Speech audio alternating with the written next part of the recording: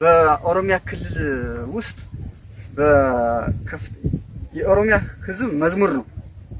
እንግዲህ የኦሮሚያ ህዝብ መዝሙር በኦሮሚያ ክልል የሚማር ተማሪ ሁሉም ይዘምራል ማለት ነው። የሚገርመውን ነጥብ በጣም አስረዳቻለሁ እና ምንድነው ኦሮሚያ የትልቅ ታሪክ እናት፣ የኦሮሞች እምብርት፣ የገዳ ስርዓት አዳራሽ፣ የህግና ስርዓት መሬት፣ የጨፌ ኦዳ እናት፣ የመቶ ዓመት እድፍ በጣም ያዙልኝ፣ የመቶ ዓመት እድፍ በደማችን አጠብንልሽ። ይህ ትርጉም አለው። በብዙ እልፍ እልቂት ባንዲራችን ከፍ አደረግን። በጣም የሚገርም ነገር። በብዙ እልፍ እልቂት ባንዲራችን ከፍ አደረግን። ይህ መዝሙር ግን የማን ነው መዘመር ያለበት? ለአንድ ሀገር ላንዱ ሉዓላዊ ሀገር አይደል? ስለዚህ እዛ ሉዓላዊ ሀገር እየተመሰረተ ነው ማለት ነው።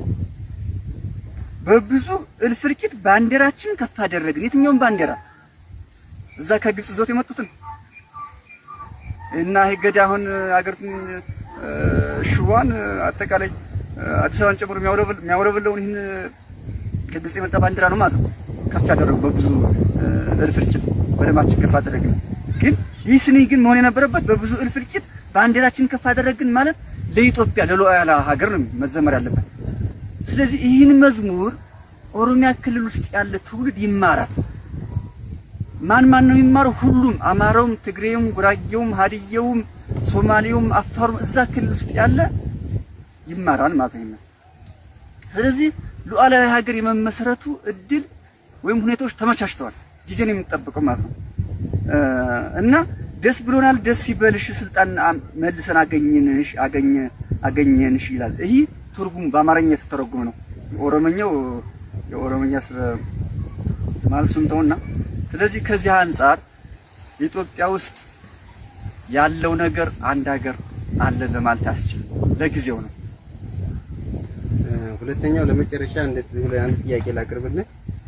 የአማራ ህዝብ ጠላት አለው ብለህ ታምናለህ? ነበረውስ? በጣም ጥሩ። የአማራ ህዝብ ጠላት ነበረው አለው፣ ግን አልተነገረም። ያልተነገረበት ምክንያት እንግዲህ 400 ዓመት ገደማ ጎሳዎችን ይዞ የገባ ጠላት አለ። እሱም በሰነት ተሰንዶ በግዝ ተጽፏል። አባ ባህሪ የብርብር ማርያም ጋሞ ክፍለ ሀገር ውስጥ የሚገኝ የብርብር ማርያም ቤተክርስቲያን መነኩሴ ጽፎ ያስቀመጣል። በመጀመሪያ ጎሳዎችን ይዞ እንዴት እንደገባ ይህንን ጎሳ ግና እነ ምኒልክ ይህንን ጎሳ ከኢትዮጵያ ህዝብ ጋር አንድ አድርገው በገዙበት ሰዓት ከኢትዮጵያ ህብረተሰብ ጋራ ወጉን ባህሉን ለምዶ የራሱንም ወግ ባህል ጥሩ ወግ ባህል ይዞ ይቀጥላል ብለው በመጋባት በተለያየ የሥራ ኃላፊነት አሰማርተው አንድ ይሆናል ብለው አስበው ነበር።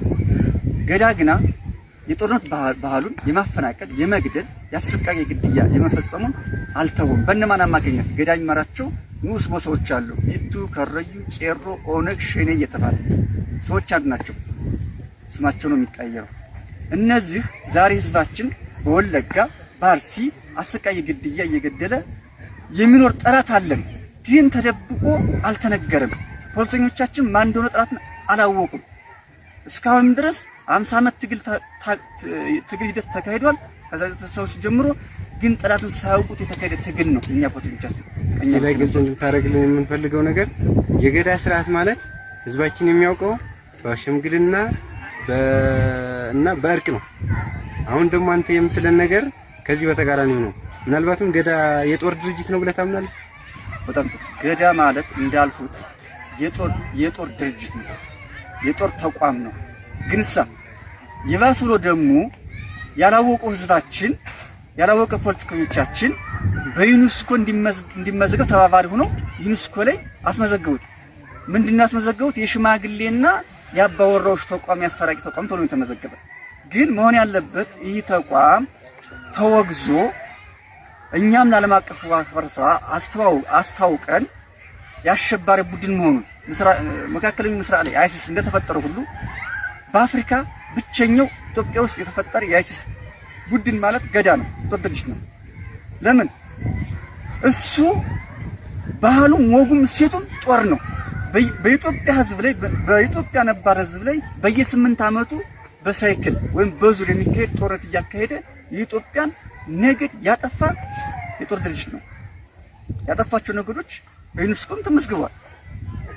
28 ከነሱ ለምሳሌ በጣም የሚታወቁት ጋፋትና እናሪያ የሚባል አሁን ኢሉባብር የሚባለው አካባቢ ይኖር የነበረ ህዝብ በግዲ ወንዝ አካባቢ ጠፍቷል። ሌሎችም ጠፍቷል። በመመናመን ላይ አሉ። አሁን የአማራን ህዝብ ጨምሮ በዚህ የጦር ድርጅት ምክንያት እየተበደለ እና እየተፈናቀለ ያለ ነው እስካሁን ድረስ።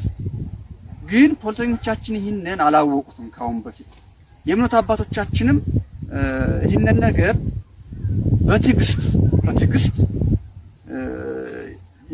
በትዕግስትና ሰላምን በመመኘት ምክንያት ማጋለጥ አልቻሉም፣ መታገል አልቻሉም።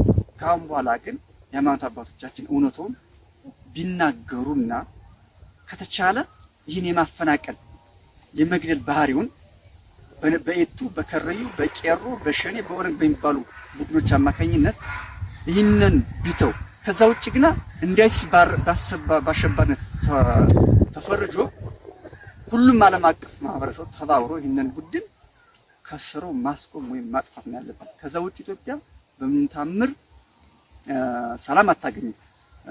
ለዚህም ደግሞ ማሳየው የዚህ ቡድን ትልቁ የጦርነት ባህሪውን የጦርነት ድርጅት መሆኑን ማሳየው ምንድነው? በኢትዮጵያ ውስጥ ዘመነ መሳፍንት ወይም ደግሞ ዋርሎርድስ ተብሎ የተመዘገበው ፖለቲከኞቻችን ምንድነው ያስተማሩ? የኢትዮጵያ ንጉሶች የእርስ በርስ ሽኩቻ ችግር ብለው ያስተማሩ። እውነታው ግን ይሄ ነው። እውነታው ግን ገዳ ነው። የኢትዮጵያን ማዕከላዊ መንግስት አዳክሞ ወደ እርስ በርስ ጦርነት ያስገባው የመጀመሪያው ዘመነ መሳፍንት ወይም ፈርስት ዋርሎርድ የሚባለው ምክንያቱ ገዳ ነው። ለምን? በእግረኛ አህመድ ጦርነት የተዳከመውን ማዕከላዊ መንግስትን እግር በእግር ገብቶ ገዳ ጎሳዎችን በየ8 ዓመቱ ወረራና ግድያ እየፈጸመ ማዕከላዊ መንግስት ከጎሳ ጋር ወደ ዘመነ መሳፍንት እንዲገባ ያደረገ ገዳ ነው። አሁን ደግሞ ይህ ገዳ ባህሪው አሁንም ወደ ሁለተኛው ዘመነ መሳፍንት ሊያስገባን ያስገብቶናል። ሁለተኛው ዘመነ መሳፍንት ላይ ያለው ማለት ይቻላል ለሚያስተውልና ለሚረዳ። እና ባጭሩ ገዳ የጦር ድርጅት ነው፣ አሸባሪ ነው፣ ባህሉም እሴቱም ጦርነት ነው እንጂ ሌላ እሴት የለውም። ወንድማችን እናመሰግናለን ላደረግልን ቃለ መጠይቅ። ባለን በክፍላችን ባለን ክፍት የሥራ ቦታ ባለን ክፍተት ላይ ገብተን ታግዘናል ብለን እናምናለን። መልካም የሥራ ዘመን